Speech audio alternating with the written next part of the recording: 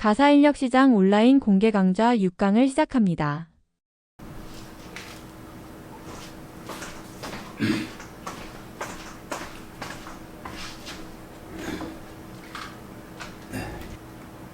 예, 여러분 공개 창업 강좌 6강을 시작합니다.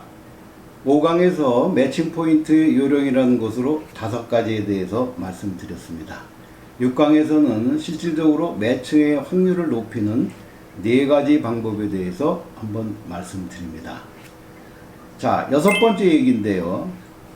내담자, 다시 말씀드려 구인자, 구직자의 요구사항에 대해서 너무 그렇게 그걸 꼭 맞추려고 하실 필요는 없다고 저는 생각합니다. 일반적으로 구인자들은 돈을 주는 사람이기 때문에 구체적으로 자기 집에서 해야 할 일이거나 근로조건 이런 것들에 대해서 아주 세세하게 얘기하는 것을 좀 피하려고 하는 경향이 있습니다. 그 이유는 제가 생각하기에는 좀 사람을 부리려면 좀 느슨하게 해놓고서 얘기를 해야 나중에 자기가 이렇게 설득하기가 좀 쉽지 않나 이렇게 생각을 합니다. 반대로 구직자들은요, 난 일 잘해요. 나 뭐 몇 년을 어디서 했고, 뭐 어디 회장님 댁에서 했고, 뭐 사설이 긴데 가만히 핵심을 뚫어보면 오래 일하지 못했거나 아주 한 곳에서 오래 일하다가 오신 분들도 개중에 계십니다. 일반 회사 직원에서 어디 이직하고 스카우트 하는 것도 마찬가지죠. 일 잘하는 사람들은 서로 데려가려고 합니다. 한 집에 오래 있다는 것이 플러스가 되는 것보다는 마이너스가 되는 경우도 많이 있다는 점을 여러분께 말씀드립니다. 구직자들은 조금 과장하는 경향이 있습니다. 내가 이것도 할 수 있고, 뭐 바느질도 잘하고, 요리 갖다 놓으면 내가 한국 음식, 뭐 일본 스시, 뭐 사시미, 중국식 뭐 난자완서 다 한다고 하는데 막상 가서 보면 거의 뭐님 그 요리하는 거 그냥 짜고 말이야, 그냥 간도 안 맞고 그냥 아주 어서 이런 사람을 소개했어요 이렇게 말하시는 경우도 가끔 있다, 이런 말씀을 드립니다. 내담자의 요구를 고지것대로 믿을 것도 없지만 그렇다고 됐어, 그 내가 시킨 대로 가라는데 가, 이렇게 하셔도 안 됩니다. 구인구직의 매칭의 포인트는 구직자와 구인자의 서로가 요구하는 사항들을 잘 가름을 해서 중개업자의 머릿속에서 빨리 회전을 돌려야 됩니다. 그래가지고 어떻게 해서 빨리 면접을 보게 하는 것이 가장 중요한 포인트다, 이런 말씀을 드리고요. 매칭의 기회는 쉽게 오지 않습니다. 한번 오는 기회를 놓치지 마시고 꼭 이렇게 매칭을 통해서 우리가 원하는 수수료 수입까지 갈 수 있도록 그렇게 전력해서 한번 추진하시는 것이 좋다, 이런 생각을 합니다. 7번째 얘기인데요. 근로조건의 차이가 극복 가능한지 여부를 빨리 파악하셔야 됩니다. 그 말은 무슨 말인고 하니, 보통 근로조건 얘기를 할 때 뭐 크게 나오는 것은 나이와 경력, 급여 순서로 되겠습니다. 요즘은 나이를 많이 따집니다. 60 이상은 안 돼요. 뭐 55세까지 해주세요. 뭐. 근데 세상이 어찌 그렇습니까? 별업시장에 광고 내보면 뭐 태반이 65세 넘은 분들이고, 단대헬프도 마찬가지고요. 나이 드신 분들의 일하려 하는 수요는 많지만 공급이 따라가지 못하는 것이 이 시장의 현실입니다. 다른 것도 마찬가지겠죠. 나이 갖고 뭐 이렇게 따지는 경우도 있을 때는, 사모님 누구나 나이는 먹지 않습니까? 이분도 몇 년을 일하다 보니까 좋은 경력을 가지셨지만 사모님이 원하시는 것만큼 그렇게 나이가 받쳐주지는 못합니다. 다만 나이가 좀 들으셨어도 이분이 아직 건강하시고 또 아이들하고 잘 교감을 할 수 있는 아직은 쌩쌩하신 분이다, 이런 얘기를 자주 해주시는 것이 좋습니다. 그 다음에 이제 경력 얘기인데요. 가사시장의 경력은 저희가 이렇게 광고를 내보면 거기 있잖아요, 한남동 거기 뭐 이렇게 하고 광고 낸 것도 잘 보지 않고 전화하는 구직자들이 한 절반 됩니다. 그분들은 일단 눈에 띄는 것은 급여 얼마를 주고 며칠 일한다, 또 입주만 찾으시는 분 또는 출퇴근 중에 4시간짜리, 8시간짜리만 찾으시는 분들이 있습니다. 그분들은 그 문맥 하나만 딱 보고 머리에 꽂히면 바로 전화합니다. 물어보면 뭐 보고 오셨어요? 저희가 여러 개를 내놔서요. 이렇게 얘기를 하면 대답을 잘 못하세요. 그러니까 못하시는 이유는 천천히 이렇게 다 보지 않았다는 얘기입니다. 심지어는 다른 직업소개소가 내놓은 일자리 갖고 여기다 전화해서 그거 있냐고 물어보는 사람도 있습니다. 농담 아닙니다. 진짜 그런 사람들 많습니다. 경력은 우리가 검증할 수 있는 객관적인 근거는 없습니다. 그분이 말하는 거를 그냥 고지고대로 믿을 수밖에 없는데 회사에서야 뭐 학력이나 경력에 대해서 경력기술서 아니면은 뭐 거기에 관한 증빙이나 증거 서류를 가져와라 이렇게 얘기는 할 수 있지만 이 시장에서는 아직까지 그렇게 하기가 쉽지가 않아서 이분이 그렇게 일을 했다는 것을 그냥 믿는 것이 첫 번째입니다.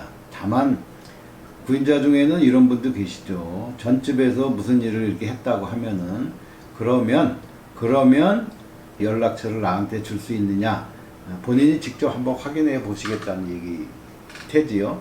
그렇게 하시는 분도 있습니다. 뭐 그것을 흔쾌히 뭐 알려주시는 이모님, 구직자들도 계시지만 말을 그냥 흐리고 이제 직업소개업자들한테 와서는 그런 걸 다 달라고 그래. 뭐 그냥 그러면 그런 줄 알지. 뭐 젊은 애기 엄마가 아주 깐깐하네.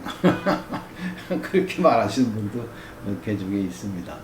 얼마나 좋겠어요. 뭐 어떤 사람이 막 추천해주고 아유 그 이모님 우리 집에서 너무 좋게 지내셨다 가셨는데 우리가 뭐 지방으로 이사 가는 바람에 내지는 애가 커가지고 이제 더 이상 이모님의 조력이 필요 없어서 그렇게 됐는데 아유 그 이모님 데려가시면 아주 복 받으시는 거예요. 허허허 이렇게 해주면 좋겠지만 사람 일이라는 건 모릅니다.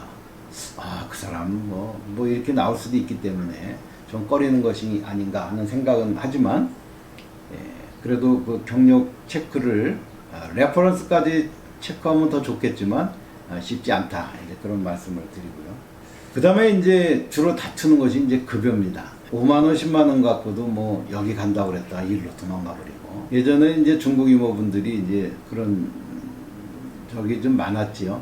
그분들이 이제 돈 벌기 위해서 오신 분들이니까 조금 더 준다면은 같은 조건이면 월급 많이 주는 데로 가려고 하는 것.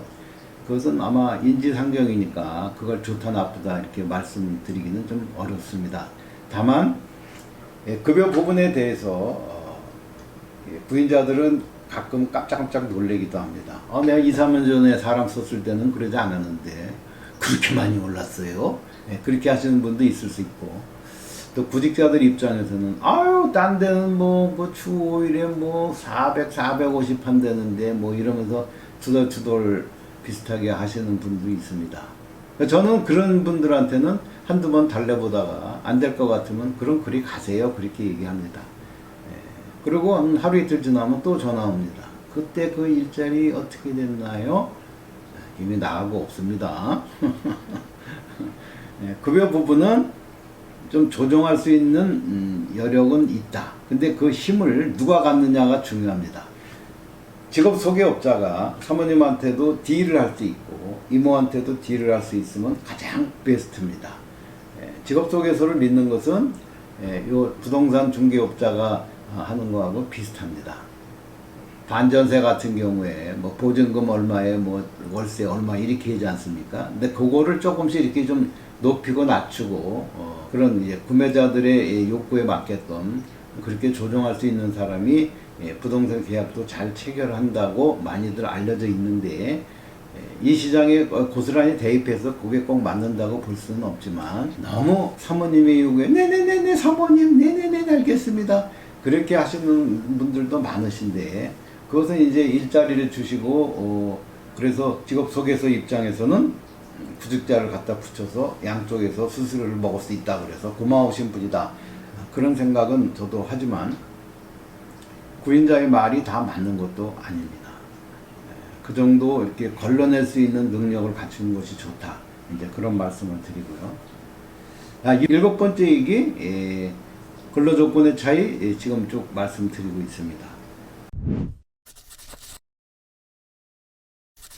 근로조건의 차이는 제가 계속 지금 말씀드리잖아요. 이거를 어느 정도 이렇게 구인자나 구직자가 기분 안 나쁘게 살짝 이렇게 가면서 이렇게 이러시면 어떠실까요? 이렇게 해보시면 어때요? 그리고 이렇게 하는 게 좋지 않을까요? 그런 천냥빚도 말 한마디로 갚고 버는 시대입니다. 지금이. 그렇기 때문에 그렇게 뭐 이렇게 요 얘기 저 얘기 이렇게 하면서 한번 떠보고 흘러보고 또 그냥 하시는 게 좋지 않겠습니까? 뭐 이렇게 얼러도 보고 그런 능력이 중개업자에게는 꼭 필요하다.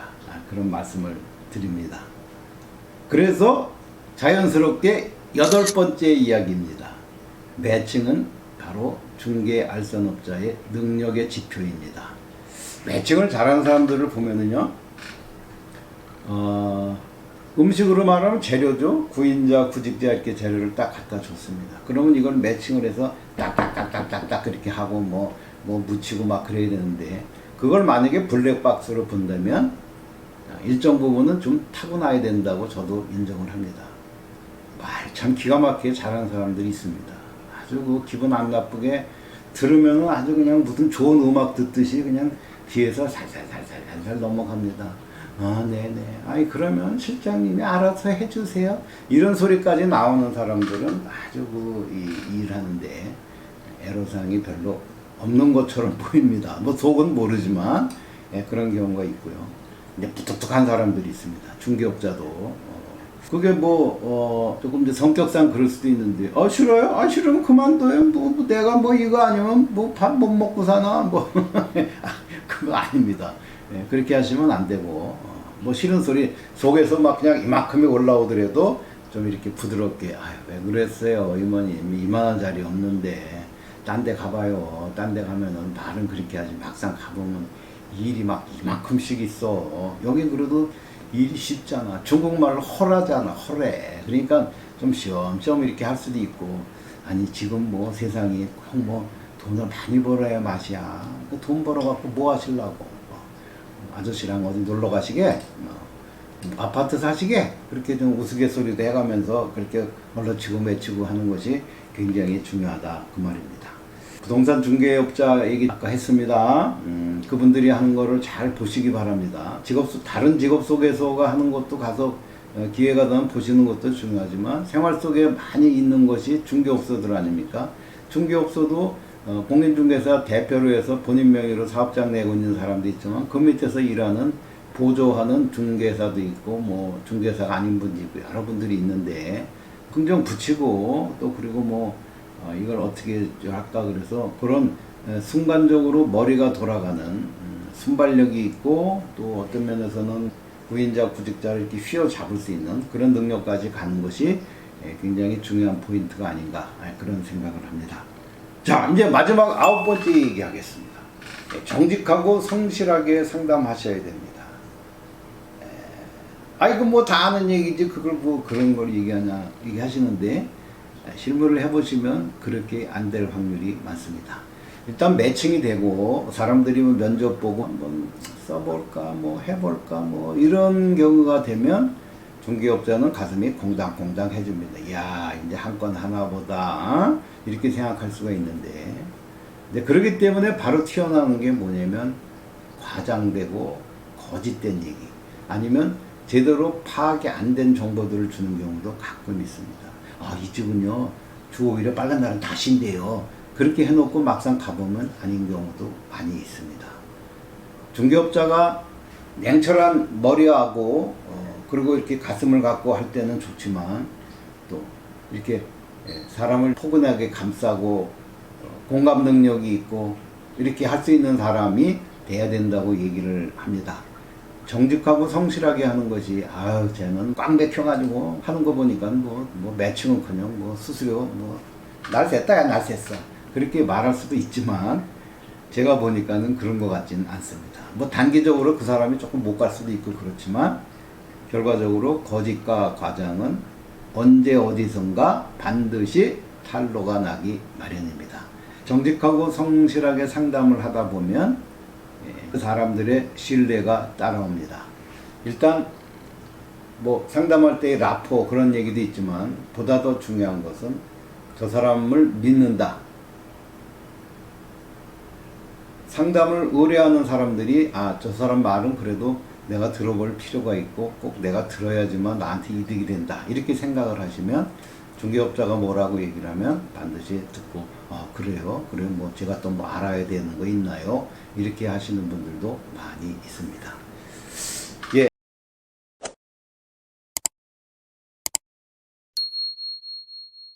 이제 6강을 마무리하면서 이 매칭에 대해서 가슴이 두근거리는 매칭 포인트에 대해서 이제 마무리를 해보겠습니다.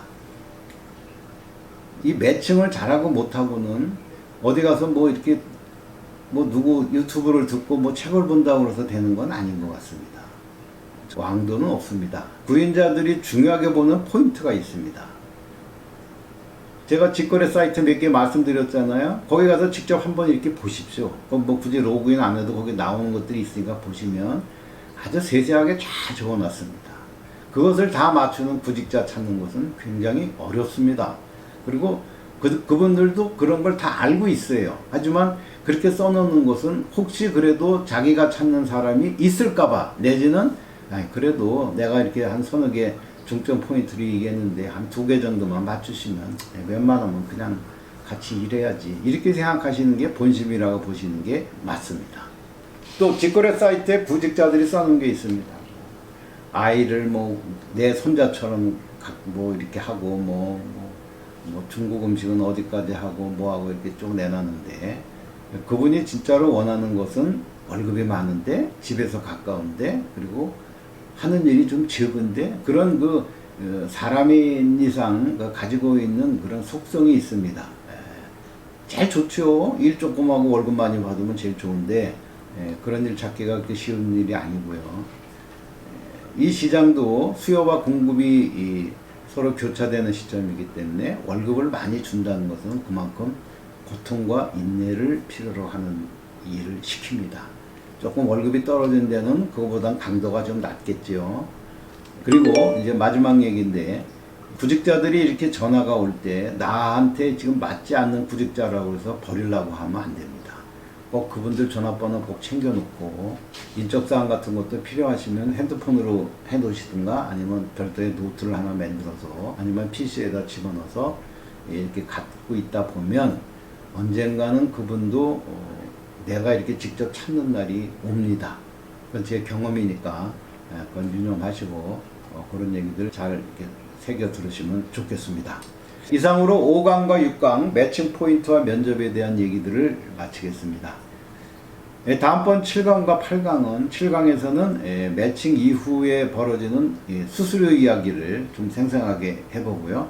이번 온라인 강좌의 마지막 강좌인 8강에서는 제가 몇 년을 실제로 운영해보고 창업 강좌도 이렇게 좀 하다 보니까 여러 가지 느낀 점들이 좀 있습니다. 그런 얘기들 좀 말씀드리는 시간을 갖고 또 그 다음에 창업에 필요한 것들은 어떻게 서로 이렇게 의사소통 내지는 교류를 할 수 있는지 그런 부분에 대해서도 한번 말씀드리는 시간을 갖도록 하겠습니다. 건강관리 잘 하시고 그래서 여름을 잘 나시기를 바라겠습니다. 네, 다음번 7강에서 뵙도록 하겠습니다. 수강하시느라 고생하셨습니다. 다음 강좌에서 다시 뵙겠습니다.